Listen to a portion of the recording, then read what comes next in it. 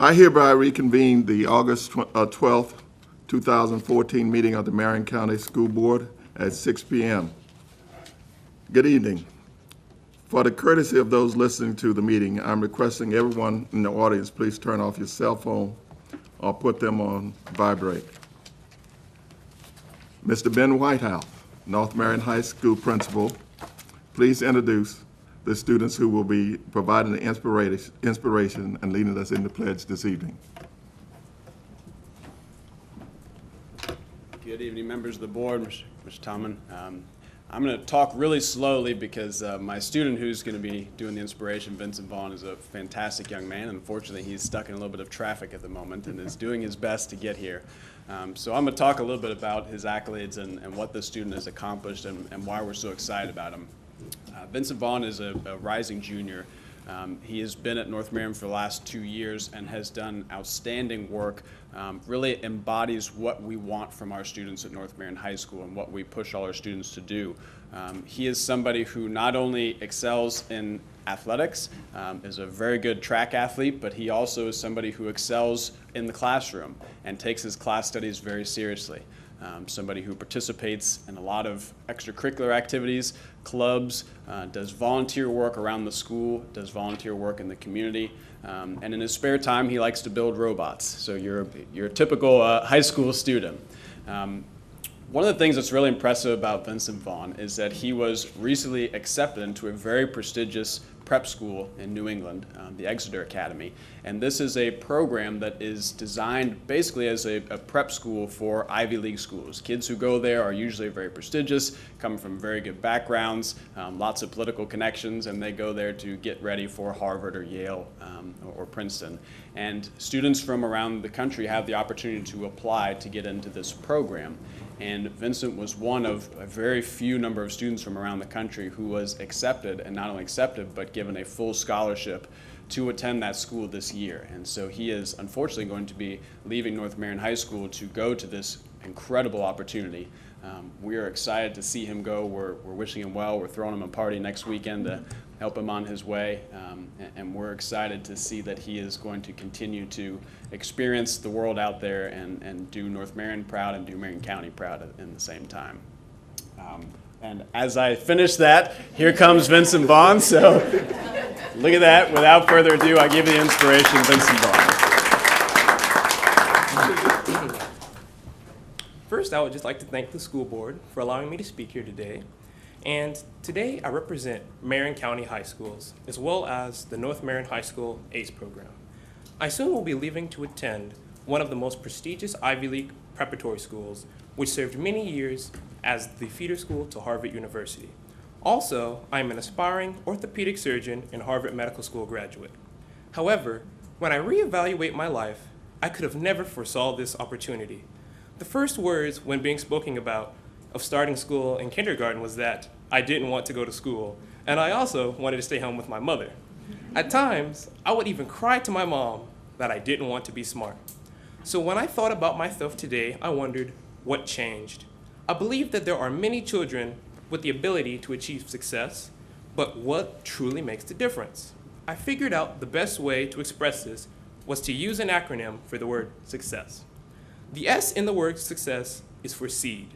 I can reference this to the biblical parable of the sower and the seed. I see the sower as the teachers in the classroom, as well as parents, and the seeds as the students. When looking at the sower and the seed, we have 4 seeds. The first seed fell by the wayside, which symbolizes the student who never succeeds through kindergarten through 12th grade.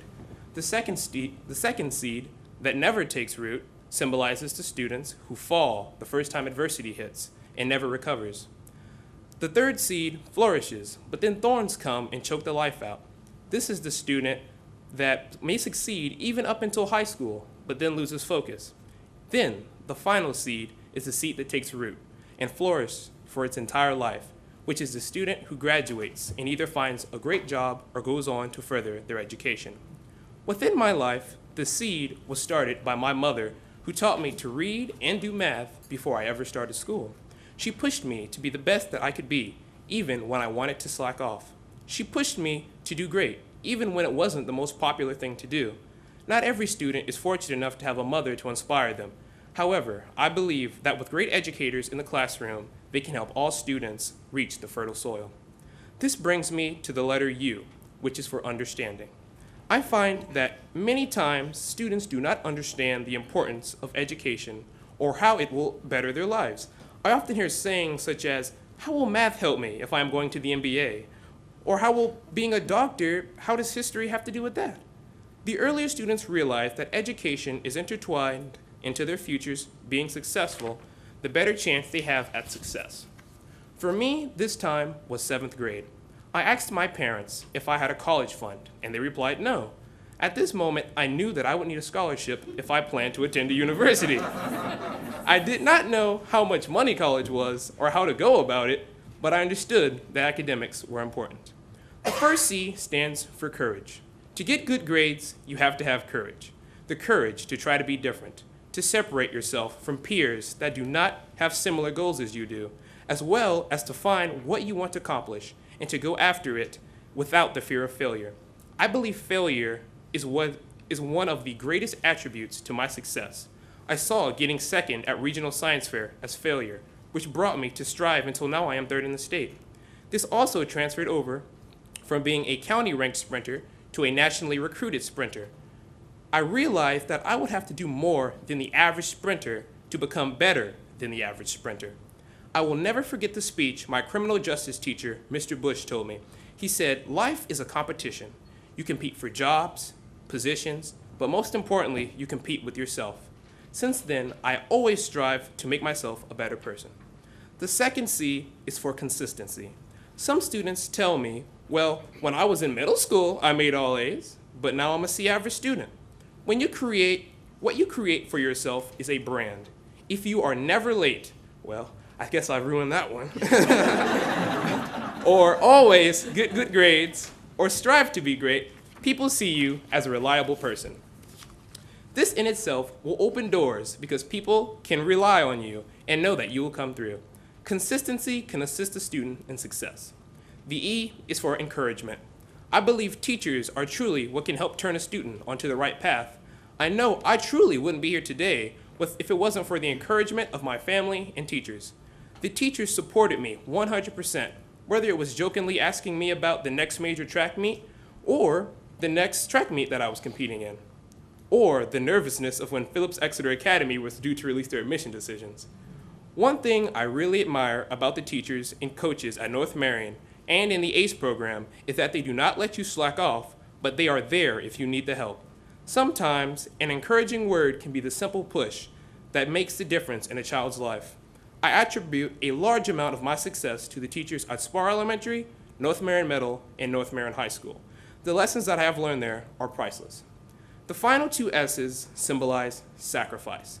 I reference a quote by Eric Thomas that says, when you want to succeed as much as you want to breathe, that is when you will be successful.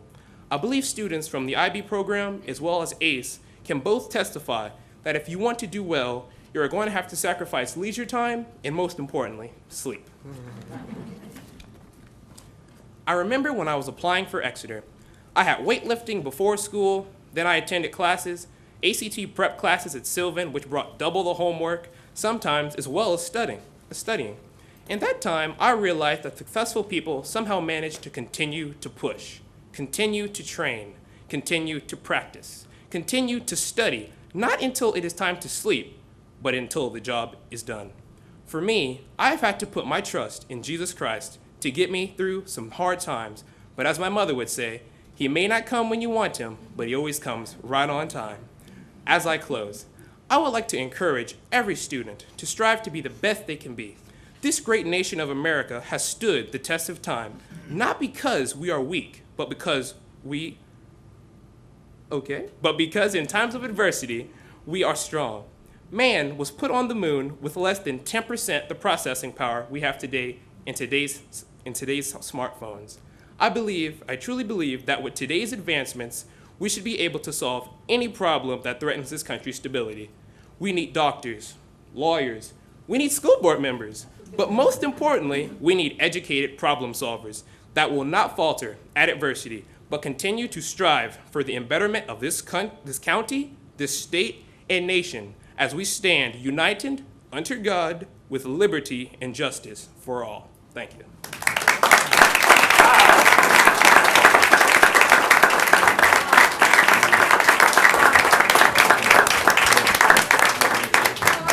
Please stand for the pledge. I pledge allegiance to the flag of the United States of America and to the republic for which it stands, one nation, under God, indivisible, with liberty and justice for all. Please be seated. Thank you. Y'all sit up. Board, y'all have any comments? Mr. Whitehouse, I have a question. I did read the article in the paper about Vince. I was very impressed. Yes. And I know that he received a scholarship to Exeter Academy, but you're now working on raising money for additional funds for travel and all of that. Could you give us some information about that? He actually just got an update on that yesterday, and I'll let Vince really tell that story because Okay. it touched me to hear it today, but I think it just speaks to what the power of the press is and our community's willingness to step up. So. Okay. So yesterday, which I actually did not know, in the Ocala Star Banner, they posted an article Right, that's about great. me needing help for funds and whatnot. And my coach called me and he said, different people were calling and starting to, send letters. And I was able to meet with an amazing man yesterday, and just being able to talk to him and see, his story on how he became successful. So, it's really amazing to just see how the community is stepping up and supporting me and allowing me to just go on and be successful in all my endeavors. So you're getting financial support from the community Yes, ma'am. already? Okay. But you still need some additional financing. Yes, sir. Okay. Okay, so let's don't rule that one out. Yeah, this is. So we send it to Mr. Whitehouse, or? Coach Stokes in there? Yes. Coach Stokes, could you stand up? So he's been the head leader. He called Okay. me. He called me one day, and when he found out that I was going, he was Okay. the one who actually reached out to me and said that we're going to try to help. And he's made a lot of connections and really been the one to lead the trying to get the word out and help raise Great. money for me. So he's the one you'll be able to speak to about any of that. Okay. His number, his email is all in the paper. So Call North Marion High. I know, it's all over. You're right. Okay, well, Yes, good luck ma'am. to you. I have two nieces that went to Phillips Exeter, excellent school. They're both doctors. I mean, you're on your way, boy, and good luck to you up there. Thank you, man. Cold weather. Oh yes, yes. Okay. Congratulations. I was just speechless when you were speaking. Thank you, man. Speechless. Great. Congratulations, I'm very proud of you. Keep up the good work. Thank you. Okay, but before we go any further, I'd like to introduce his family. May I have Mr. Vincent Vaughn please stand? And Vicki, you're My not, sister, Katura Vaughn. Sister. Vaughn. okay, we're not gonna let you out of it. Vicki, please stand. All right, very good. Okay, the thing I just want to share with you in reference to this family, I've been knowing this family a long time, and they are indeed a part of the community. And I remember his dad when he was a youngster, let's say. And I just want to commend Vincent for a job well done. I had an opportunity to see him out at the Drayton Florence football camp, and he was working with some young people. And the inspiration that he presented to those young people out there was commendable. And Mr. White, first when I called you, and the first thing you said to me was you could not have asked for a better student. So in terms of where we are, this is the product that I'd like for the citizens of Marion County just to see what we are really turning out. And especially in the North Marion region. And people will say whatever you want to, but that's the cream of the crop.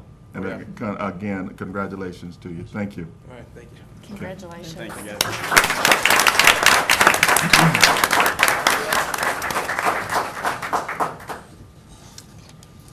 Mr. Superintendent. Thank you, Mr. Chairman.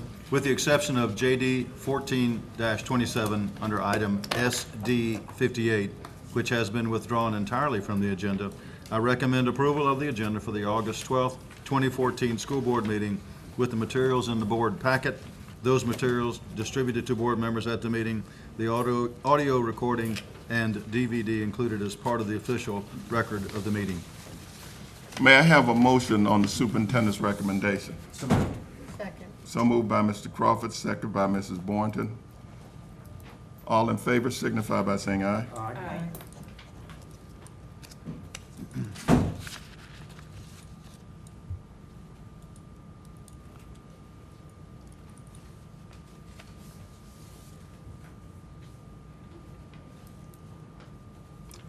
The motion passed 5-0. May I have a motion to approve the minutes for the July 17, 2014 administrative briefing and work session, the July 22, 2014 school board meeting? May I have a motion and a second? So moved. Second. It was moved by Ms. Ely, second by Mrs. Boynton. Are there any additions or corrections to the minute? Seeing none, all in favor signify by saying aye. Aye.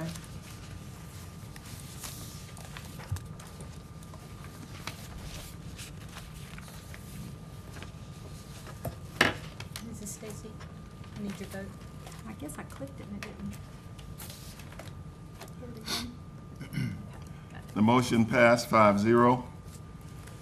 Ms. Judy Sinetti, Education Foundation Officer, and a new Foundation Board member, Nick Blazer, have a new business partner to be recognized.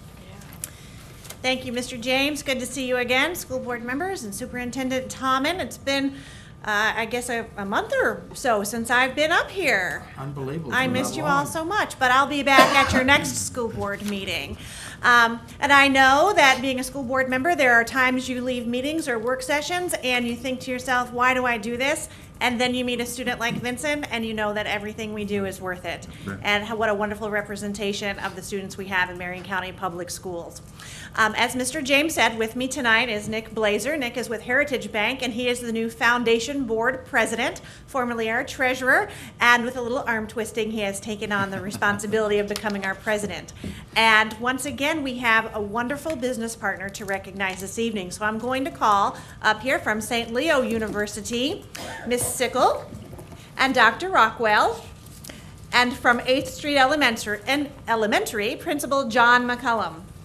And I don't think that we could ask for a better business partner than a university. And we know that St. Leo trains so many of those that stay in our community and are part of our community. And I was telling both Lisa and Dr. Rockwell in the lobby earlier that the student worker at the Public Education Foundation is now enrolled at St. Leo and getting her education degree. So we are excited and thrilled to have them as a new business partner for 8th Street Elementary. And I would like Mr. McCullum to come up and say a few words.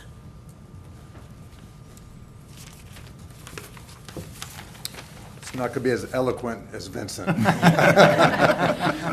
It's my pleasure to introduce Lisa Sickles and Dr. Sylvia Rockwell from St. Leo University. Katie Degner was not able to attend this evening. 8th Street Elementary is both proud and excited to join in business partnership with St. Leo on the year of our centennial celebration as a school building. St. Leo has a reputation of developing excellent teachers close to home. 8th Street is anxious to begin tapping some of the energy and knowledge of these emerging teachers. We look forward to the recruitment of some quality volunteers, as well as a chance to get the first look at future employees. We are also excited about the potential of teaming with St. Leo to deliver some parent education opportunities to our families.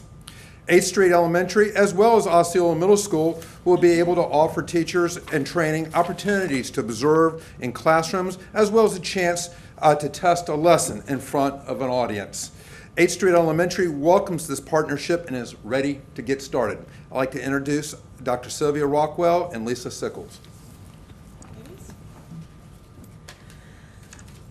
St. Leo University is very excited about this whole partnership with 8th Street, and we can't be more excited about everything that we're going to get to do, not only with the students, but with the parents and with the community. Not only do we offer the elementary education program and the middle grades education program, but many other programs, as well as community services with law enforcement and human services and psychology. So we're going to be able to build many different programs within the community. And on behalf of not only St. Leo University and our staff, faculty, students, we're just really excited about getting this partnership up and rolling and getting really excited about it.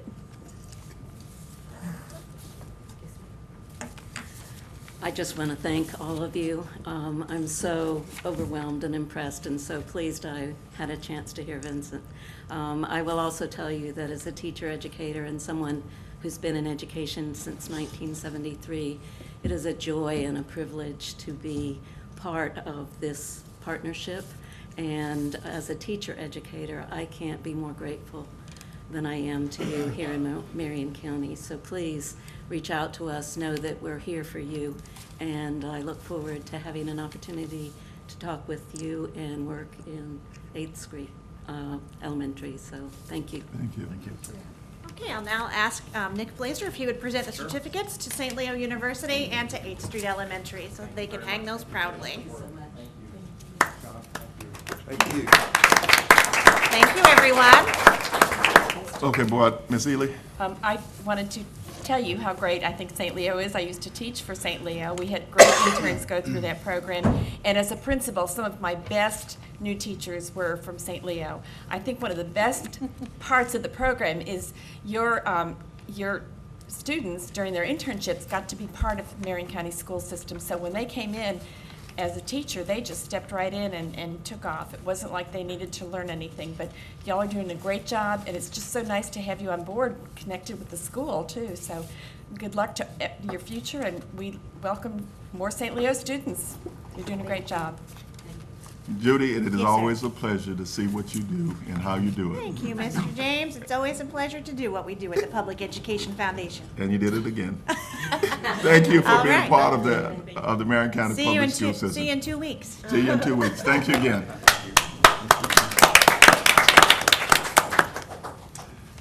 At this time, Ms. Janet Weldon, Director of Guidance and Assessment Department, would like to provide an overview of her department and responsibility. Ms. Weldon. Good evening, Mr. Superintendent and School Board. I would like to give you just a brief overview of our department, which is one of the smallest departments in the school district. We have only 8 staff members, but we touch nearly every one of our nearly 42,000 students in the district. We are the guidance and testing department. We have 2 goals of our department, and that is to provide assessment and accountability data to schools, parents, and students to inform instruction and guide decision-making throughout our district, and also to provide coordination and support for school counselors and school guidance programs. So we are located right here downtown, adjacent to the central warehouse, with our office on Southeast 6th Street, 1 block west of Osceola Middle School. We like our location there because we have shipments of testing materials coming and going all times of the year. So we work very closely with central warehouse staff. Our staff is comprised of 4 program specialists, 3 of whom are focused on the state assessment programs, 1 of whom is focused on support for school counselors throughout the district. We have 3 clerical support staff members, 2 focused on assessment programs. 1 is our secretary, bookkeeper, office manager, support for school counseling, and everything else person in our office, and then myself as well. So among our responsibilities, we administer all statewide assessment programs and report results for the tests that you've heard many times, such as FCAT, end of course exams, Florida Alternate Assessment, CELA, which is the English Language Learners Test, advanced placement testing, PSAT, you name it, all those tests are run through our office, and we report results for them as well. We also report school accountability data for school and district grades. We ensure data quality for all of the programs, and that is an ongoing year-round effort, in addition to providing related training and support for all the assessment and accountability programs. On the school counseling side, we provide scheduled meetings and training for 93 professional school counselors throughout our district. We implement the comprehensive guidance program and the district guidance leadership team. And we also handle all of the research requests that are submitted to the district. So for the balance of my time with you, I want to give you a brief overview of some of the changes we anticipate this year, which is a transition year in terms of state assessments and school grades in the state of Florida. This timeline you see shows a brief overview of what we expect beginning this year and moving on toward 2016. In spring 2014, most of FCAT 2.0 was administered for the last time, and this summer, you know that we had school grades released for elementary and middle schools. Late this fall, we do expect the high school grades to be released, and they will be the last grades that come out with the old previous assessment data. Beginning spring of 2015, the new Florida Standards Assessment will be administered. In summer of 2015, standard setting will be conducted for those tests to determine what constitutes level 1, 2, 3, 4, 5 achievement on all of those new assessments. And the fall, late fall of 2015, baseline school grades will be released by the Florida Department of Education based on assessment data from this current school year. They are called baseline grades because they will be the first grades under the new regime, and they will be based on the new assessments. However, there will not be consequences tied to those grades. In other words, schools will not be going into the differentiated accountability or have negative consequences attached to the grades for 2015. In spring 2016, the Florida Standards Assessment will be administered for the second time, this time with standards having been set for achievement. And in summer of 2016, the DOE will release school grades, this time with consequences for schools. So what are these new assessments that will be administered this year? The new Florida Standards Assessments will include English Language Arts, and they'll be called ELA. You'll hear that terminology frequently. In grades 3 through 11, mathematics in grades 3 through 8. There will be a new Algebra 1 end-of-course exam aligned with the new standards, a new Algebra 2 end-of-course exam, and a geometry end-of-course exam that will also be new. They will replace the current FCAT 2.0 reading assessments and math assessments, as well as the current state end-of-course exams in Algebra 1 and geometry.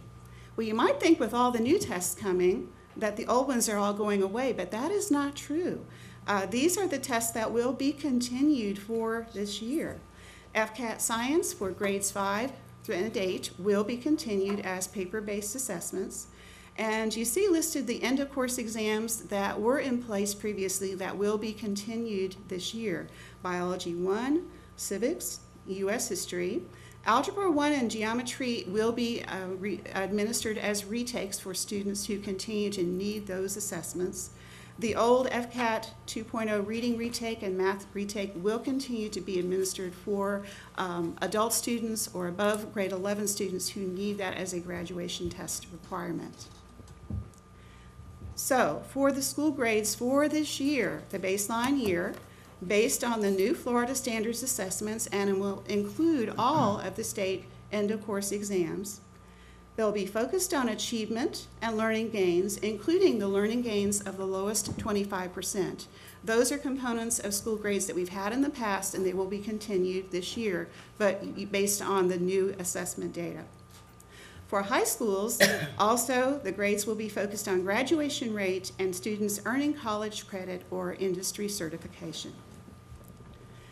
The school grades beginning this year will eliminate provisions that complicate the grades. Some of these have been bonus points, weighting, automatic adjustments. These will all be eliminated, and the grades will be simplified tremendously this year. The grades will report percentages of students who achieve at these certain levels or have success rather than point totals. Again, the desire is more transparency, more clear understanding of what the performance of schools and districts. And as I mentioned, no consequences for schools based on the 2015 school grade. And that is a brief overview of what we expect for this year. Thank you for your attention. Board. I want to thank you for sharing this with us because I actually thought we weren't going to get school grades next year. I don't know. So we are, did you also? So we are gonna get them, they just aren't gonna have a grade with them. There'll be baseline school grades for 2015, that is correct. Okay. Okay. I have Ms. a Ely? question as well. When are we going to be getting the sample test items? And I understand we'll be able to get it online so parents can see the test item, the sample items. When will all that take place? Yes, there are training tests currently available on the website. There is a Florida Standards Assessment Portal, which is the place on the internet that will be, all the resources for the Florida Standards Assessment will be posted. That is www.fsassessments.org. But it's not up and running yet? It is up and running, Okay. yes. Okay. And many people in the community are accessing that and looking at what those tests are doing. They do look very different. They're very engaging. They will require students to have a variety of skills, computer-based skills to be successful. So our schools will be working all this year to make sure our students are prepared. Thank you. Okay. Anything else, Ford? I just want to say thank you for being so thorough and giving us the information. Thank you. Janet, it's always a pleasure. I had a chance to work with Pam Stewart on the end of the course exam for civics, and the norms are coming. And the reading portion of it is tremendous.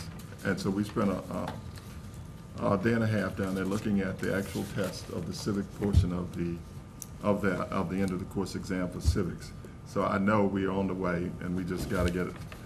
Well, she's got to get it worked out in terms of what the cut scores will be. Thank you for a job well done. Thank you. May I have a motion to adopt the revised board policy 9.40, advertising in the schools? May I have a motion and a second? So moved. Second. It was motioned by Ms. Bourne and second by Ms. Ely. Mr. Superintendent. Mr. Chairman, this board policy has been revised in accordance with revisions discussed at the May 22nd, 2014 work session to clarify requirements for approved advertisement in schools. I declare a public hearing. Is there anyone present who wishes to address the board regarding the revised board policy?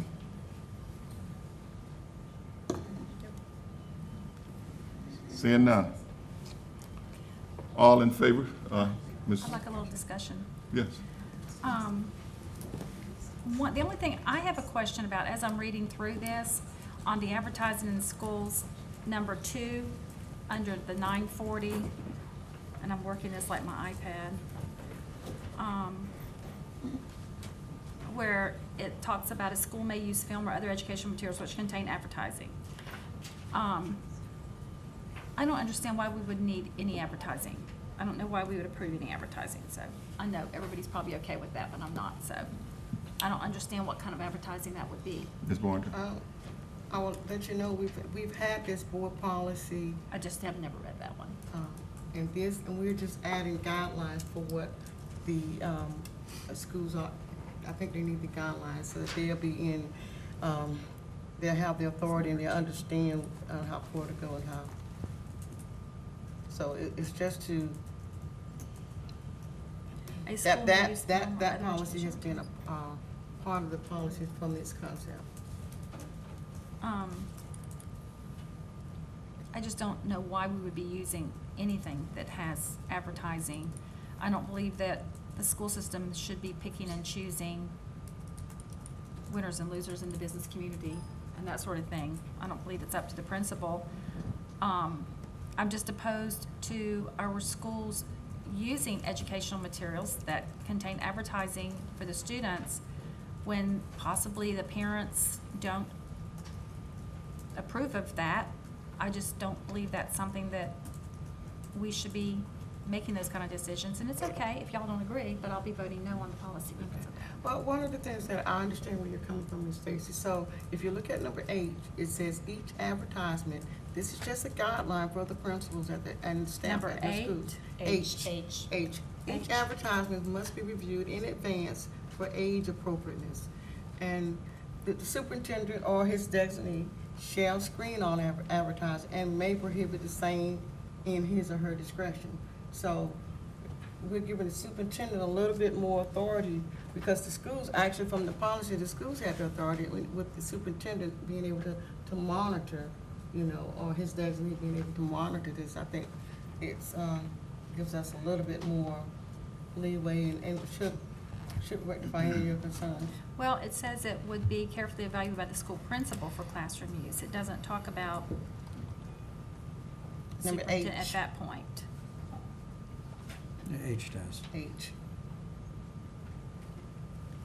And then if you look at F, it says no advertisement shall include content on which state law permits students or parents to opt out if that content were to be presented in a classroom curriculum context or on a school campus. Can someone give me an example that's an of what type of advertisement we might see? There could be a possibility that an athletic team may see a video or a film on hydration that might be sponsored by a sports drink Okay. company or something like that. Also, a safety video that might be sponsored by a company that might sell fire extinguishers or something like Okay, that. okay, I'm fine, thank you. That helps me. Thank you. Any more discussion? Move the question. Move the question. All in favor signify by saying aye. Aye.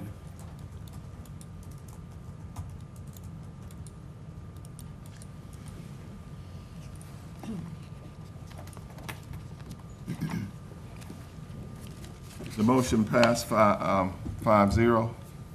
May I have a motion to approve the consent agenda, including the modified addendum for item C15, and with the exception of item C26 and C51, which has been placed on the regular agenda for discussion. So moved. Second. If moved by Mrs. Bourne and second by Mrs. Ely. All in favor signify by saying aye. Aye. You're faster than I am, I'm sorry. Okay. Motion, Ely, second.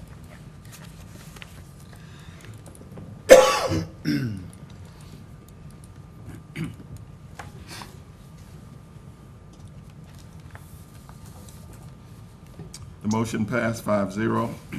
May I have a motion to approve the renewal purchase of Renaissance Learning Accelerator Reader, AR Enterprise System for use at 42 schools and 32 elementary, 8 middle, and 2 high schools. May I have a motion and a second? So moved. Second. It was moved by Ms. Ely, second by Ms. Boynton. Ms. Stacy, you withdrew this item. Yes, I did. I had some concerns about this, and I've done a lot of research. And considering, since I pulled two items that both are very related, Mr. Chairman, item 51, it's kind of the same concerns. Can I kind of talk about both of them at the same time, since I pulled both of may. those items? Okay. Item 51 was about Reading Plus. It's another purchased item, computer type based reading program. What concerns me is that last year, when I went ahead and voted for some of the computer programs and said, well, I'll go along with this as long as we see improvement. And now we're at another year and we haven't seen improvement on many of the dollars that we spent for some of the reading programs and that sort of thing. And when I brought that up last year, I talked about the What Works Government Clearinghouse. And, you know, board members kind of looked at me like, where am I coming from with that? Well, I appreciate the fact that someone, Ms. Stewart or someone, Mrs. Brewer or someone has put this in the paperwork of item 51, where she did reference the What Works Clearinghouse this year. And I spoke about it last year. And so I appreciate that we've moved forward where we are now on the same page there. The unfortunate thing is that on agenda item 51, since I'm going to combine both of them, on the What Works Clearinghouse, there are some issues where it talks about Reading Plus and how it even talks about the research was in our packet that the, let me see if I can find it. Well, I've got the wrong one pulled up. But that the intervention talks about What Works Clearinghouse and that the study includes 13,000 students, and that the program is a great program, and that it has effectiveness. Reading Plus, we found, has potentially positive effects on comprehension for adolescent learners. Well, if you read further, if you go actually to the website, and you don't look at what the company told us about it, and you read what the website says, you will find out that there were 18 studies. None of the studies met standards. One met standards with reservations. So we are buying this for 11th and 12th grade students. That's what we're approving this large expenditure for. And if we're gonna spend like $90,000 on this large expenditure for 11th and 12th grade students, and we are supposed to buy research-based products, this was never tested for 11th and 12th grade students. This study includes students in grade 5 through 9, and it has absolutely nothing, no research to show that it even works on 11th and 12th grade students. And even the study, and I can understand where it starts out, the effectiveness, and I understand where Ms. Brewer and the company, if we're looking at what the company is telling us, that it has potentially positive effects. But that's children 5th to 9th grade, and those positive effects are only with reservations. There are not, it's not a study that actually met any standards. So I have my concerns about that one. Now I'll move to the accelerated reading part. Which I can speak on. Okay, and I got some other information on that too. And I know we've always used this program, but I want to know how it's working for everybody, because our reading scores just aren't where they should be. And we're spending $170,000 out of our general fund for something that the U.S. Department of Education, What Works Clearinghouse research that talks about, and we're buying it for K through 12. But when you print off what the clearinghouse says, which we did reference the clearinghouse on the other item, so evidently it does have credibility. It talks about for adolescents, we're buying this for middle schools and high schools, not just elementary schools. But for middle and high schools, it says accelerated reader was found to have no discernible effects on reading fluency or comprehension for adolescent learners. And there were a couple of studies done that did it. Out of 318 studies, one met some standards, one met some standards with reservations. But when the research department looked at the effectiveness of the implementation of the program, it was 0. In other words, the students would have had those gains anyway. They did not link any of the effectiveness of any gains to the program implementation. But when you look at the elementary side of it, also, reading achievement, there was a little plus. On reading comprehension, there was a plus and minus. And what it says on the elementary is, the accelerated reader was found to have no discernible effects on reading fluency, mixed effects on comprehension, and potentially positive effects on general reading achievement. So, I decided to contact another district. And when I'm doing my research, I like to look at what the people who are the best have to say. I contacted St. Johns County. I spoke with Dr. Linda Thompson, who is the director for instructional services, and had a nice conversation with her. I asked her, since St. Johns County is number 1, we're number 56, I felt that maybe we shouldn't keep doing what we've been doing for year after year after year, because someone here feels good about it. Let's see what's really happening in the real successful districts. So I talked to her, and she said to me, and she can watch this tape, y'all can send it to her. This is what she said. She said, we do not look at this as a program that's a tool in their district for the administration. The schools can do it individually if they would like, but her opinion on this, and she, Dr. Linda Thompson, this is her opinion. She said, the reading is fictional. It's not content-based. The questions that they use to verify that the child read, it's a very, very superficial question but doesn't go into the depth of the reading. She said it might be a little motivational tool, but because there's a low level of rigor in the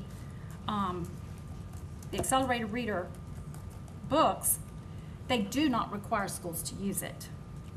It is not strategic to their reading program. It is not an instructional tool, but students can use it at home. But they are concerned about the lack of content area in the books. She said, we're not big on it, and if schools want to do it, they pay for it out of their school budget. It is not part of our standard reading curriculum at all. And so, one thing about, people support Common Core, I don't support Common Core, but the thing with Common Core, I even read something about accelerated reading. Everything's supposed to be content-based now. And, this is fictional. And she said, we would rather the students be reading about things that really are real instead of just fiction. I'm concerned about our low-performing students. I think they need some real-world reading materials. No more fiction for them, no more fantasy. They have enough fantasy in their lives. They have plenty of that. In their homes are different. I think that we need to give them, if we're gonna have them read stuff, have them read stuff that is truly in-depth and, that they can learn from it instead of just having them read a bunch of fictional stuff that has absolutely no content to it whatsoever. There's a reason St. Johns County is rated #1. And I would like for the board to look at the combined accelerated reading, which is $170,000, with the $90,000 for the other reading program. I also asked her, I said, have you heard of Reading Plus? We're doing that for 11th and 12th graders. And she said to me, I don't know about that. She said, that's concerning. I would be concerned that you have 11th and 12th graders needing this. I don't know if it'll help. Maybe it would, but she didn't seem, she said, I think you need to look at your K through 3 to fix that problem. But I would rather, instead of having our 11th and 12th graders sitting in a Reading Plus program, I'd rather see them sitting in SHOP or some kind of vocational education programs, Mr. James, or something besides something that is not going to work for them. And, we have a 6-point plan, Mr. Tomlin, but basically our plan is to make a plan. And so what I hate is spending $260,000 on something that possibly we could put towards librarians in the classroom. If I look at this $260,000, we could fully staff 10 of our schools now with librarians because they're half-staffed, and it would give me 5 more employees, which would basically fully staff 10 of our larger schools. Our small schools right now, like SPAR and some of the smaller schools, they have a half librarian, but when you look at schools like Ward Highlands that has almost 800 students, they're not getting a uniform ability. The students there don't have the uniform opportunity. And what I guess I'm asking the school board to consider, since we are putting the budget together right now, to maybe table this $260,000 expenditure right now and maybe talk about putting that money somewhere else. So did you have someone else to talk to me? Yeah. Ms. Brewer, would y'all come up? I saw you back there moving. Would y'all come up? I know you have some people here as well. Thank you, Mr. James. I've invited some principals and some teachers to actually come and speak to the board regarding the Reading Plus purchase. I know that I've provided you data with the efficacy of our reading programs, and we did see potential in Reading Plus. If you didn't know, students who do not pass the FCAT are required by statute to be in intensive reading programs. So as much as we would like to place them in additional vocational opportunities, we are required by statute to have them in intensive reading programs. So I want to quit talking and invite the experts, boots on the ground people right up front. We'll start with Ms. Elsperman. She's the principal at Westport High School.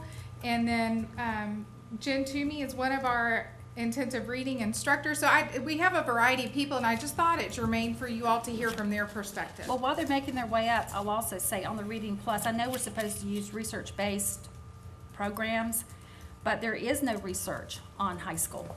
It only goes up to this that you gave me only goes through 8th or 9th grade, but not 11th and 12th graders. The Reading Plus does not even mention the program for that grade level. Okay, I'm gonna let these guys, because they have firsthand experience. Okay. Thank you very much. I'm going to bring Ginger Cruz. She's our instructional coach at Westport High School. And I want to speak to you're speaking about the efficacy of this program. And what I want to tell you is what we see at Westport High School and the gains that we have had. And we've had significant growth, and we have shown that we have, when we have implemented Reading Plus, we have shown tremendous gains in our low-performing students.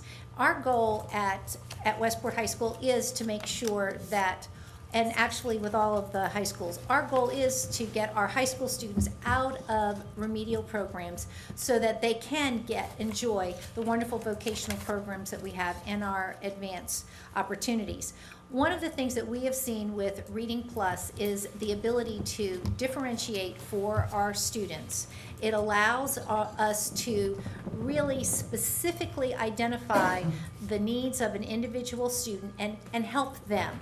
The students are able to monitor their own progress. It empowers them to be in control of their learning. They're able to use Reading Plus at home as well as at school. And what we have seen over time in the gains that we have had with our low-performing students as well as overall gains for all of our students is the fact that when they have something that is personalized to them, that they can control the amount of time that they put into it, and they can also have the ability to see immediately their progress. It really does help encourage them to do more. More than that, Ms. Cruz and I can tell you about student after student, that in the 9th, in the 10th, and sometimes even the 11th grade, they're struggling readers. But after using Reading Plus appropriately and using it with fidelity, we have them now taking advanced placement courses. We have them in our early college program. It is amazing to see how it empowers the students and gives them the confidence and the competence. And I'll be the first one to tell you, every single time, the first one, that it is not about the program. It's about the people that we have working with these children. But in this particular program, we have seen gains that are independent of individual teachers. It really is based on the effort that the students put into it and what they have been able to get out of it. And we've seen phenomenal results. And we've been using this for several years and have been very pleased with being able to see students go from underachieving to showing significant gains. Can I ask you a question? Absolutely. This looks like this request is strictly for 11th and 12th graders, if I read it correctly, that we're buying this for. Over the past Used with few- 11th and 12th grade students. And Ms. Stacy, over the past few years, we have used it 9, 10, and 11. We don't have time to wait. When a student comes to us and they do not have the foundation coming to us into high school, we have to take care of that child immediately. And we can't wait for children to get the help that they need in elementary and middle school. When we get a child, we have to make sure that we meet their needs. And that's what Reading Plus has done for us over time. And that's why I'm speaking over past practice that we've been able to see the results in all grade levels. And Ms. Cruz, you might be able to Well, the add. research does say that they've done it in grade 5 through grade 9, but there's absolutely no research on grade 11 and 12. Well, one of the things is when the students come several years behind, we've had 9th grade students that maybe are reading at 5th, 4th, even lower. When they start using it, it's truly a training program. Right. It's just when Vince was talking earlier, I was thinking when he talked about training and all the stuff that he does, this is exactly what it is. And we can help control the kids and say, this is what you're gonna do. We take it a step further at school because we have everybody go through and check on the students. Miss Elspring can pull up and say, Miss Stacy, you didn't do your Reading Plus today, and it's individualized. That's why it's so different than other things that we've had before. And then you can use that in addition to the classroom instruction that you have, but we have seen tremendous gains. Our bottom 25% continues to go up. We've been the highest in that. We've had gains, just general gains. And that's the only thing you've used? Regarding the programs, yes. Mhm. That's the only program that you've used? Right. Is Reading Right. Plus? Yes, Okay. sure is. At which grade levels? We've used it 9th through 12th. Okay. All right, that's good, because I'm just looking at the research that comes, there's 18 very large studies, and there's not a single one that meets standards without reservations, so. One of the things that you have to, one of the things that Ms. Cruz just said that reminded me, when we are looking at students that are reading at the 4th, 5th, or 6th grade level, that's where we have to address them. We can't wait, we can't have them using a program that's designated and created for 11th grade readers. We've got to use those programs that we can personalize for the student, that still has the interest level and still has the ability for us and the student to customize it to allow them to be successful, because that success then allows the student to become more proficient. And so we are reaching students at that 5th, 6th, 7th, 8th, 9th grade level, because that's the level that they're coming to us, and that's why this program works so well with those older students who are reading at such a lower grade level. Right, but this is for 11th and 12th graders, so I would love to see your research from your school that shows that 11th and 12th graders are having gains, and that this is the only program that they've been on that Absolutely. would provide those gains for them. I would love to see that. And we would invite you to come and Have you- see it, are and you- also to be able to talk to some of the students who have benefited from it. While you're standing there, are you using accelerated reader for your high school students? No, we are not. Because we're buying that for high school students. And it says there's absolutely no effectiveness related to that whatsoever. I can But I only didn't know speak if to you're reading Hey, class. I didn't know if Ms. you were Roberts, set you up. had something you want to share with us? Yes, sir, Ms. Roberts, do you want me to answer that? Can I get, yeah, I'm gonna let you come in and talk about, I think we need Miriam to come and address the accelerated reader, some of the accelerated reader questions. But I would like to Thanks, bring Ms. Jen Toomey up. She's Ellspermann. had over 10 years of experience teaching our high school students who are in intensive reading.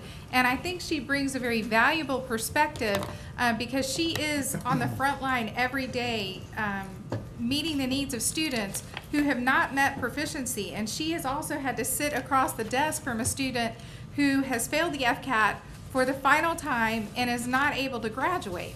So she also had the highest results from Reading Plus this past year. MTI was our model school for Reading Plus implementation. So this is Jen Toomey, and she is the intensive reading teacher at MTI. Okay. I have been in the county for 8 years, total of 12 years teaching. I've been through my guide, our source book. This is the one thing that I feel is the most successful. It covers all of the components of reading: fluency, comprehension, and vocabulary. And I started the second week of school on Reading Plus. I'm very fortunate that Mr. Worley allowed me to have the laptop cart, so that's why I have 115 student hours on Reading Plus. We use this 3 to 4 days a week. The beginning 3 days, the 4th day we were focusing on Kaplan ACT strategies, which allowed me the second semester to use that extra day to implement. So by the time we got to the second semester, the kids were on a very high level. I had 2 kids complete the program. Those 2 kids achieved a 23 and a 24 on the ACT. All of my level 1 students were off the fluency component. The program, when you're on the comprehension piece, our high school students should be fluent. Okay, unfortunately, many of them are not. It trains the reader to move across the page from left to right in a smooth motion. Your level 1, their eyes jump all over the page, and then you stick the FCAT in front of them and you expect them to pass. So the rest of the page is gray, and it's a bar that goes across, and it allows them to train their eyes to read fluently. By the end of the year, my students were completely off the fluency component. My data, I did bring some of my data. Ginger Cruz told me that all of my students, in order to have a chance at passing the fall FCAT, needed to be level F or higher. Every single student was F or higher. So I kind of questioned the program if we had a student on level A, one on F, and so forth, but all were F or higher. So that made me push my students even further, and I was able to say, look, these kids are leaving me. This is the data, talking to them about the data. So they continued to push. These are my spring FCAT. The names that I have circled are all the ones that and you are more than welcome to, I don't know if you want to look at it, but every single student, you will see several on, like I said, M is the highest, K, M, and there's a variety of passages. The nice thing about it is my planning period was 7th period, and our science teacher had the majority of my students, so I gave up my planning period on several occasions to go into the classroom and help her and walk around with my students, and they had to choose a science, because there are 2 science, how things work, and environmental science on there that give a variety. On the Reading Plus? Oh yeah, tons of nonfiction for the students to choose from. Lots of history when you get up to the higher levels. And the nice thing, what Mrs. Cruz said, is you have to use it the right way. If our teachers don't have computers to use, how can we say it's not effective? I mean, I'm not sure, like, I was in my classroom and did not see what everybody else, as far as my fellow colleagues, but did they get as many hours as I did on the computer? I don't know. And that's like something that you really need to consider before you scratch a program. My February and April ACT results, the 2 students, like I said, that finished the program, there was nothing else for them to do on it, so I had to give them some of our vocational work. They received a 23 and a 24 on the ACT. My February ACT, 77% of them passed, and my April, 83%. But they had not passed it before? This was their first shot taking the ACT. So you don't really have a baseline? You don't really know how they were doing before? I've never had that kind of percentage in my teaching career. Oh, okay. Is all I can go by.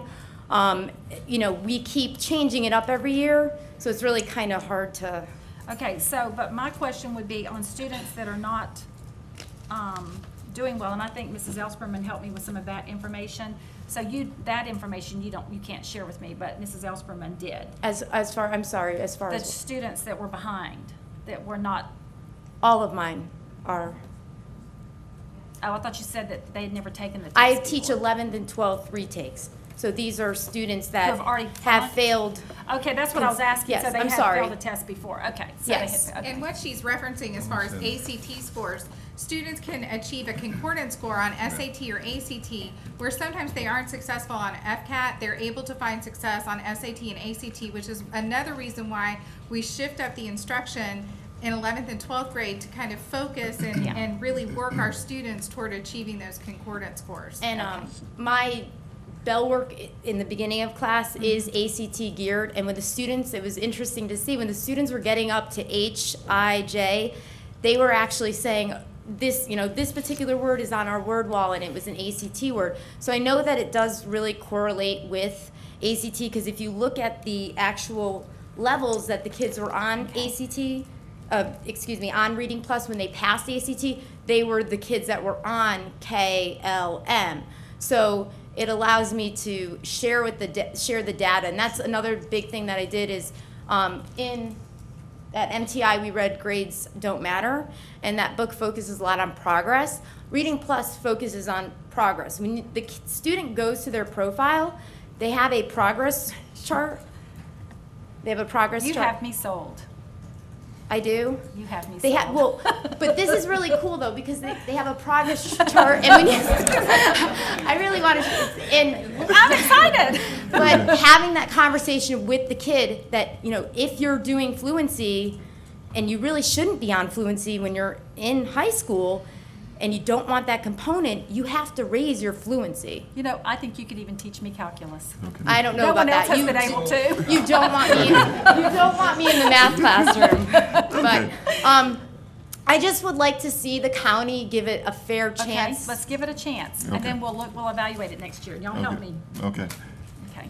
Ms. Just Brewer. one more thing, just so you're aware, Miss Stacy, we went through a vetting process in K-12 Academic Services.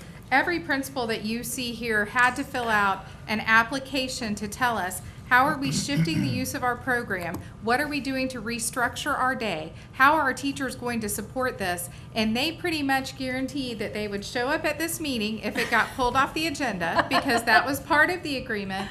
And they have bought into the fact that the fidelity of implementation is huge with the majority of our programs. I think Miriam's going to talk to you some about the fidelity of implementation in Accelerated Reader and how schools choose to use the program and how schools choose not to use the program. I think what you will find is when you look at research studies, that's one of the major questions that you should ask or consider is, what was the fidelity of implementation to this program and how was it delivered when we pulled the data for these studies?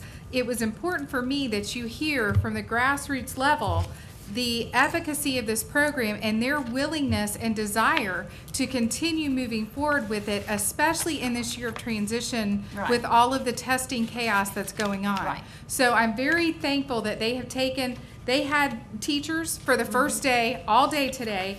They were rocking it at their schools, and they came tonight because they believe so vehemently in this program, and they want to see this move forward. So I'm very thankful they're here, but I also know that Miriam needs to address some of your AR questions. Thank you. Mary.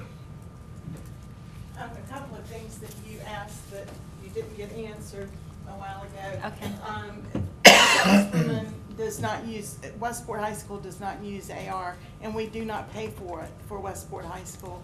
We pay for 42 schools, I think is what the number was. Okay. And that's only 2 high schools. Okay. AR is used in elementary, all our elementary schools and all our middle schools and 2 of our high schools. That's all we're paying for. Okay, there were 318 studies at the Department of Education at What Works Clearinghouse. 318. One met standards, which was very minimal. The other one with reservations. I think you have to distinguish in that research For adolescents. I'm not Correct. talking about I think earlier. you have to understand that AR is not our core reading program. We use research-based core reading instruction K through 12. We have everything that we teach is aligned to Florida standards.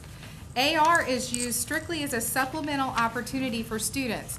And you heard Ms. Toomey talk about the word fluency. The way you increase fluency is through practice. Reading is a skill just like learning how to kick a ball, throw a pass, score a touchdown. And what AR does is it incentivizes and motivates students to read. The different implementations you'll see across the board, that's because schools choose to implement in a variety of ways. But I think I can speak for Miriam saying, if we could invest in our students and find a way to develop in them a love of reading, that would easily pay for itself time and time again. And AR is one very easy way. It provides data, it gives us feedback, and it motivates our kids to be in written text, and that's exactly what we want them to do. If you went to some of our elementary schools, I think what you would find is they have requirements for students to read in their ZPD range, which is their proximal range that to where they achieve the most, and they can be building that vocabulary and really practicing on their fluency. So if you look at our implementation plan for AR, I think that you would see we have a lot of pockets of success out there. Now, what I believe you're looking at is people who might want to look at AR as a core reading or core ELA instructional program, and that is certainly not what we use it for in Marion County. That's not what I'm looking. I'm just looking at the program as a whole. But one thing you're talking about, you know, if we don't have librarians to help the students choose the level appropriate books that the students need. I was at a school where I was doing some of the testing with the AR and helping the teacher with that. And if there's not a librarian to guide the children along, and they go in and they know they're going to get points if they read these books, and they pick out the skinniest books to go in and get like 3 skinny books, and they know they can read those, they're below their reading level just so they can get these points. because they get to spend those points, you know, if there's not someone to guide them along to get the appropriate, age-appropriate things. And another thing that I read about AR that's just some general concerns is that it's a lot of individual isolation work where it does not encourage the teacher to do like group reading of a book, and that because she might give away the answers to the test while she's doing it, so she tends to not ask questions if she does group reading. And those were some of the concerns. But the mere fact that they're absolutely, for middle and high school, absolutely, there was just nothing, you know, there's no discernible effects on reading fluency or comprehension for adolescent learners. Because the material is a lot of fiction. It doesn't have content. Ms. Stacy, there's 160,000 quizzes in the AR program that we subscribe to, and over half of them are quizzes on nonfiction books. Okay. I'd like to add something. As the principal of a school that had AR, I saw the kids so excited about reading, even the kindergartners, and they would line up in the morning. The media specialist would let the kids in early to take tests because they'd read the book the night before. But that's, you have to grab those kids when they're young to get them excited and motivated about reading, and AR does it. I AR can really works for testify. students who are non-readers. Right, right. And I talked with you earlier Yeah. today about that. You know, it's kind of hard for me to understand because I grew up in an environment where books were abundant, and it was just part of my life from, you know, the time I was born. But a lot of our students, the low-performing students, that's not the case. And Accelerated Reader provides them the motivation, the encouragement, and the excitement to read. Well, Mrs. Ely just made my point. The librarian meets them and works with them. Some of the Okay. schools don't have that. Okay. They have a 50% librarian, which is fine if you're at 8th Street, but not fine if you're at Ward Highlands. And so if we're gonna buy the program, but we don't have the proper tool to implement it properly, because we don't have the librarians in the classroom, then are we buying a cart without a horse? Okay. You know, so, okay. Okay, one thing I just would like to just share, I did have an opportunity to go out and meet with Mrs. Elsterman and Mr. Worley. And all this information is there that you're looking for, and this is part of the data that I was referring to. And it's a part of the balanced scorecard I was talking to you about, because it's there. And the thing that we want to identify students, I saw them, I saw what you guys were doing, and that information is readily available. It's not anything that's foreign, it's there. Okay. Well, one more thing to say. I voted for all of this, I voted for all the reading programs last year. I said I won't do it again if it's not working. Mrs. Elsperman, because she and the nice lady from the technical school came in, and I'm gonna give it another chance with them, because I have utmost respect for those principals and those instructors. But when I have the #1 district in the state telling me it doesn't work for them, that it's kind of a fun thing to do, but there's a lot better things to do, I have a problem spending $170,000 continuing doing the same thing we've been doing for 10 or 15 or 20 years, however long we've been doing this, I think back since the 90s. I just have a problem because it just seems the emperor has no clothes here. We just seem to keep doing the same thing. And if we were under psychiatric care, they would say, your district's schizophrenic because you keep doing the same thing, expecting different results. But that's my position. I am a business person. I tend to always go and look at who's the best. What's the best doing? I contacted the best. I spoke to Dr. Thompson. She gave me her opinion. I can't argue with their results.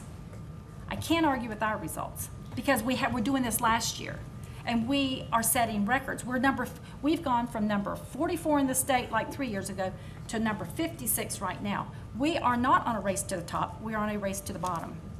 And I have a problem with spending $170,000 on something that got us where we're at.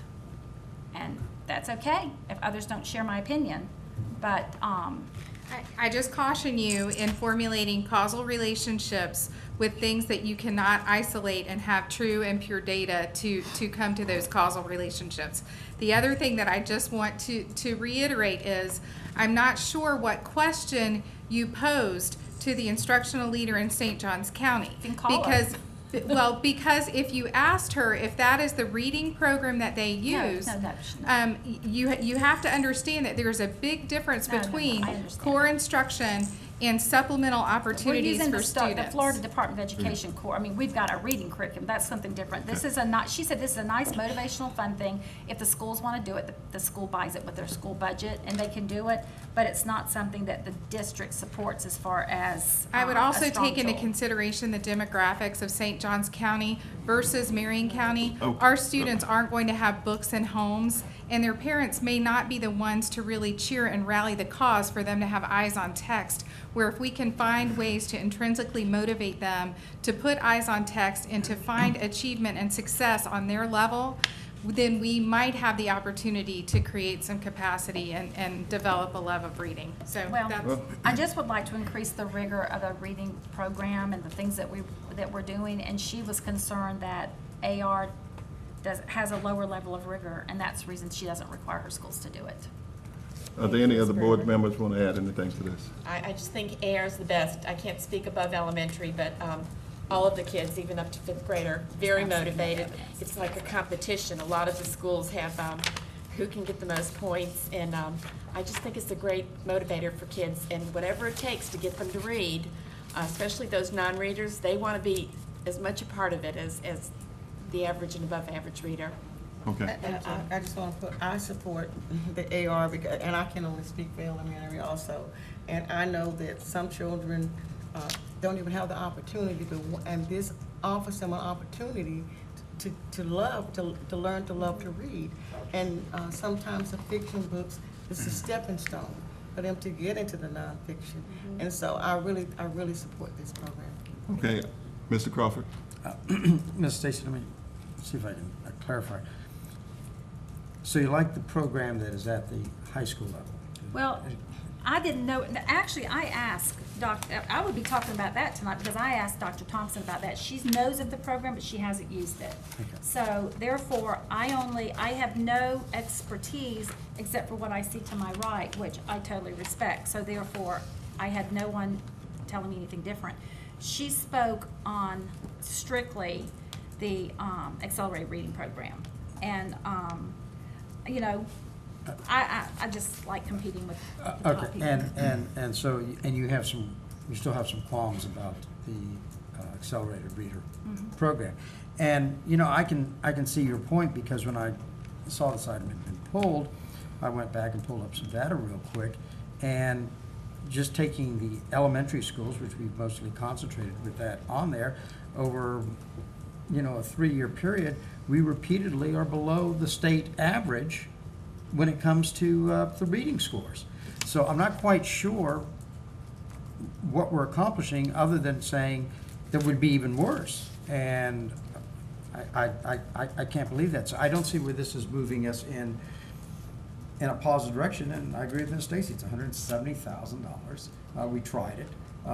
We still run behind the state. Citrus County that we basically compete against, does better on the state average most of the time. So, and I don't know whether they're using it over there, but this program doesn't seem to be having the impact. Okay. Mr. Superintendent? Thank you, Mr. Chairman. I think it should go without saying, and I appreciate those who had the opportunity to speak tonight in support of our two programs. Certainly, this is a firm recommendation on this administration's part that we continue the Reading Plus and we continue Accelerated Reader. And I thank those who had the opportunity to speak and those who did not have the opportunity to speak also for being here in support of those programs. Well, I'd like to say one Thank more thing before we vote. You know, Mr. Tomlin, you have a 6-point plan to move our district forward. But basically, your plan is to have a plan. Your 6-point plan, talk to principals, look at data. Those are things you're going to do. I just feel like before we go buying things, that you should tell us what your plan is and how we're gonna get there. Because basically your 6 points is a plan to have a plan. And so I feel like we're moving forward with a huge expenditure. We can't have librarians in our schools. Mrs. Ely to my left sat here and said the children get so excited to go in and speak with the library, to the media center, and she helps them with their accelerated reading. We don't have librarians to help with that.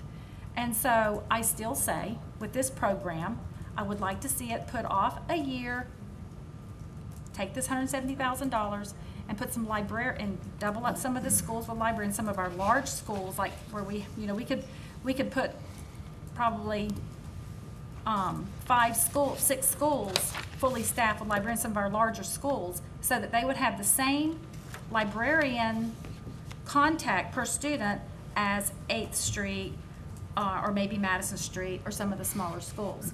But I see that I'm probably, Mr. Crawford and I maybe are the only two that seem to see things this way. So I guess you can call the vote. I call the question. Okay, we'll divide them into twos, C28. 26, I'm sorry. May I have a motion to approve the Mrs. Ely made the motion, and Mrs. Boyne seconded. Okay, may I, 26. Accelerated reader. Accelerator reader. 26. Okay, that's 26. All in favor of it signify by saying aye. Aye. Aye. I can't make it vote. What am I doing wrong? I don't know. Did you tap on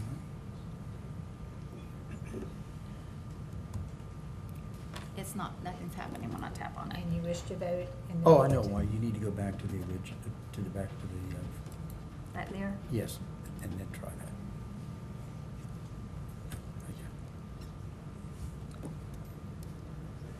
No? Would you like for me to vote for you? Yes. And then the vote would be nay? Nay. What's this? Just stuck. Okay, the motion passed 3-2.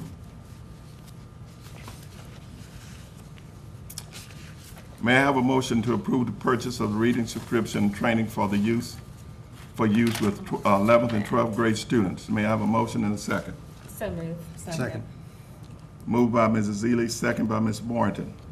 Are there any discussion? Ms. Stacy, you withdrew this item. I think we've already discussed it. Yeah. And I do support this. I move the question.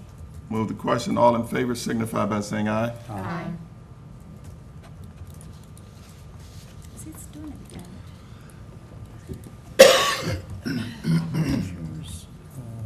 It's all in black.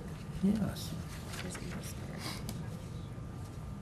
I can't vote. Something's jammed up on here. Vote in the affirmative? Yes. Yeah, she's got, her screen is It's not. like frozen. Yeah. The motion passed 5-0. Thank you, group. May I have a motion to approve the following donations? $1,000 to College Park Elementary School from the Public Ed Foundation for many grants. There you go. $3,306.69 to 8th Street Elementary School from 8th Street Elementary PTO. $2,120 to Lake Weir High School from One Blood, Inc. $1,630 to North Marion High School from One Blood, Inc. 1-year subscription to Brain Pop valued at $2,095 to Ocala Springs Elementary from the Ocala Springs Elementary PTO. $2,345 to Reddick Collier Elementary School from Fairfield Presbyterian Church. $548 people dedicated to quality combo meal cards valued at $4,082.60 to Sandoval Elementary School from PDQ, people dedicated to quality. $1,000 to South Ocala Elementary School for Marist Soil and Water Conservation. May I have a motion and a second? So moved. Second. Moved by Ms. Boynton, second by Mrs. Ely. All in favor signify by saying aye. Aye.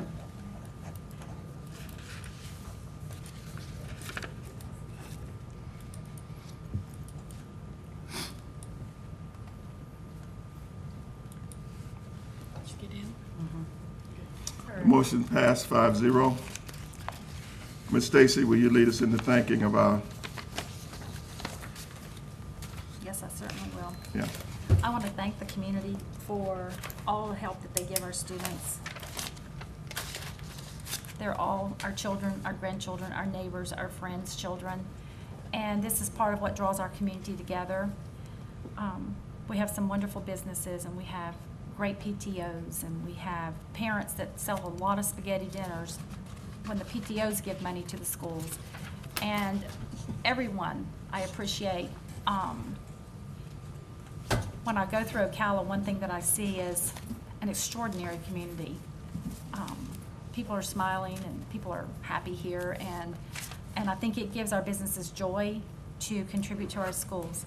And as a school board, I would like for us to do all that we can do to work as many hours as it takes to make our schools all they can be, so that we deserve this community support. And thank you, everyone. Okay. Just as some reminders, the next two administrative briefing work sessions will be focusing on the review of the proposed budget for the 2014-2015, and is scheduled for Thursday, August 14th, and the 21st at 9 a.m. Please govern yourselves accordingly. Comments from the for the board? We'll start with Ms. Stacy. Don't really have any comments. Aren't y'all lucky? Okay. Ms. Ely. I attended Tools for Teachers the other day. We had 400 teachers there who were able to do shopping for free. And I want to thank the many businesses who've made donations there and continue to make donations. This service is open to all the teachers in Marion County, but I know majority of the teachers there were brand new teachers looking for tools, paper, pencil, erasers, all kinds of stuff. But it was so exciting to see them all shop for free.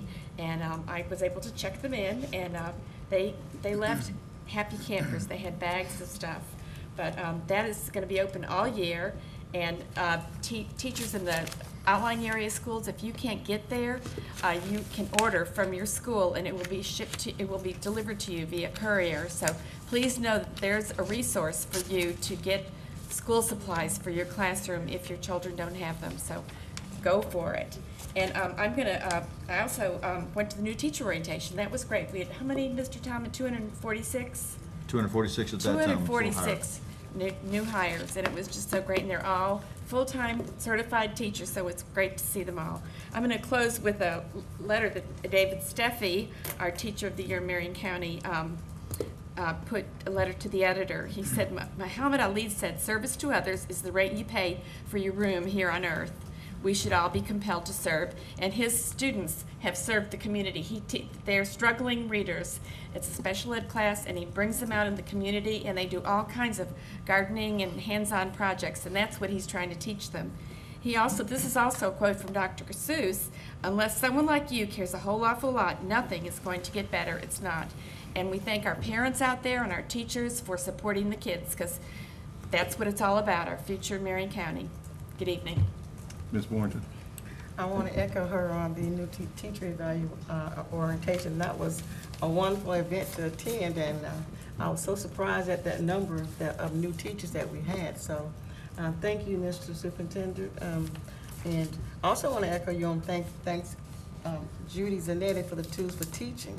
That's a wonderful tool for teachers who really need some resources, some tools for your classroom. Please make sure you go ahead and check it out. I want to also say that my vote on the accelerated reader doesn't mean I don't understand the need for media. And I think all of us understand the need for our media resource teachers. So, you know, and believe it, we understand also the need for our students and for our teachers on other levels too. So just want to, and I want to welcome you teachers back to school. Mr. Crawford. Let me join in. I also had an opportunity to attend the new teacher orientation. It was nice to see a filled room, since we haven't had that in the last a couple of years. I got an opportunity to get around, I think probably talk to maybe 75% of the people that were there, welcome them to Marion County, thanked them for joining us. I was very impressed with what I saw, so I wish them all good luck, and hopefully they're with us for 30 years and do a good job. Okay, Ms. Siegel? I thankfully have nothing to report to you. Okay. Mr. Superintendent? Thank you, Mr. Chairman. The first thing I'd like to pass down to you is an invitation. You know, for the last 14 months I've been working with a small group of folks, on a community initiative called Engage in Education. We've networked our community, and we've talked to 7 different groups, and a consultant has now put together a very good report for us. And on August 28th at the Forest High School auditorium at 5:30 p.m., we're going to do what we would consider to be a rollout. Information is on there, and I would certainly encourage you to attend that meeting. Some of you have already participated in that process. A couple of updates as we get ready for school to start. We have completed the Legacy driveway, the second entrance to Legacy. They're put sod down yesterday, some fencing. There needs to be a little more painting, I think, done for some directional arrows. The East Marion construction project or remodeling project is complete. East Marion project is complete, and now the teachers, of course, are back on site and are rearranging their rooms and redecorating their rooms. The Reddick Elementary air conditioning project, of course, has been a little more problematic, but the new unit, it's a self-sustaining unit, has arrived, and it will be in place and operational by the time school starts. And our teachers have been very patient up there, and we appreciate the work that they have done up there. And then the final thing I have to say is we received official notification today, and we're very proud that one of our principals has been recognized as one of the finalists in the National Association of Secondary School Principals finalists, Mrs. Jane Elsperman from Westport High School. Mrs. Elsperman is one of 3 finalists at the high school level. She, as you already know, was selected by the Florida Association of School Administrators as the Principal of the Year, High School Principal of the Year here in Florida. Her application went on to NASSP, and we're very proud. We'll know a little bit more in September, and I think I just might let her go to the event. I think it's going to be held out of state, and we'll take care of that in due time. But congratulations to Mrs. Elsperman. That's all I have, sir. And now you see why I listened to her when she talked to me tonight. When Mrs. Elsperman speaks, you listen. Okay, just some general notes.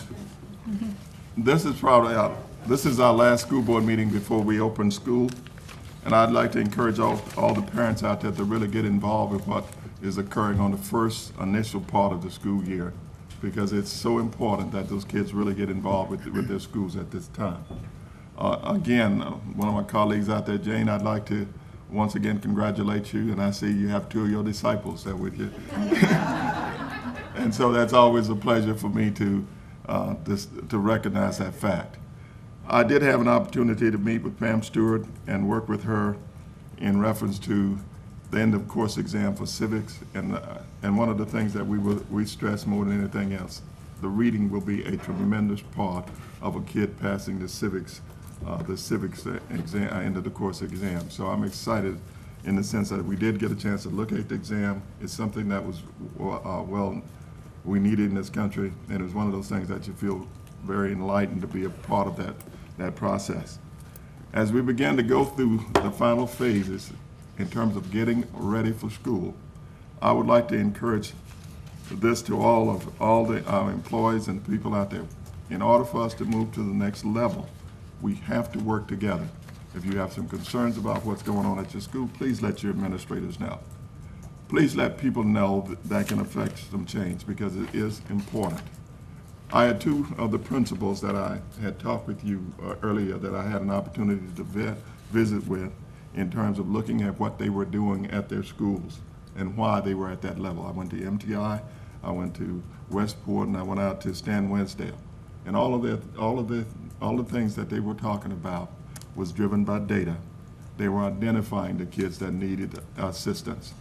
They were identifying where the resources was going. So this is not anything foreign to them, because they can tell you, they can pull it up right on their computer, about all the kids that they have. And I know your disciples can too, so. It's one of those things where it's something that we normally do. And again, it's time for us to do it again, and I just would like to encourage everybody to get ready for a great school year, because this is what this is about, our kids. Thank you. Okay, now let's move to student discipline. Before moving forward with the student discipline matters, are there any parents in the audience who wish to speak on behalf of a student regarding a disciplinary matter, other than those presented for earlier re-entry consideration?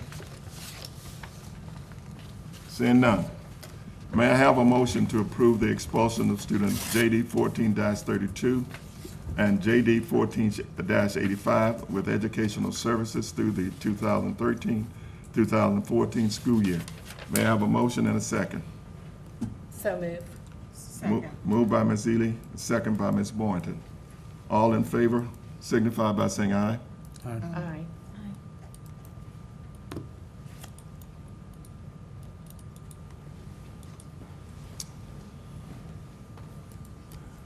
The motion passed 5-0. I will call a brief recess to clear the room prior to further discussing student disciplinary matters. Parents would then have the opportunity to address the board. This concludes the televised and business portion of our meeting at 7:35. Thank you.